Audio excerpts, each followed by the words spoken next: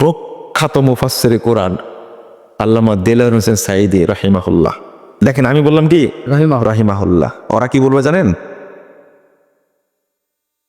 মরহুম দেলোয়ার হোসেন সাঈদী।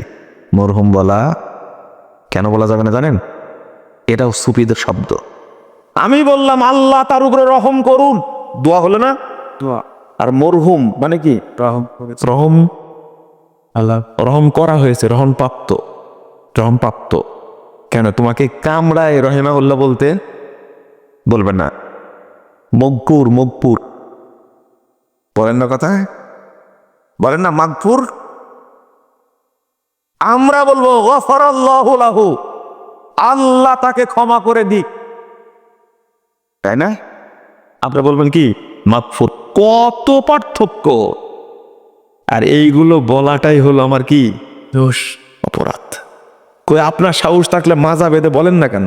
মাগফুর বলা ঠিক আছে, বলেন তো দেখি আপনার সাহস আছে কিনা।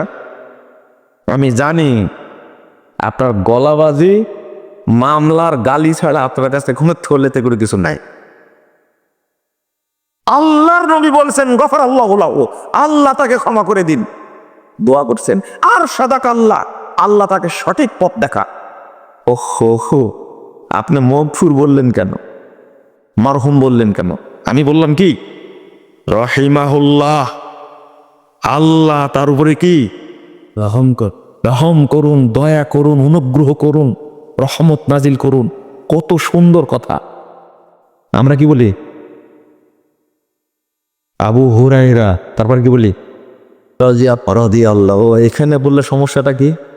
রাদিয়াল্লাহু আনহু, আল্লাহ তার উপরে কি সন্তুষ্ট, আলহামদুলিল্লাহ।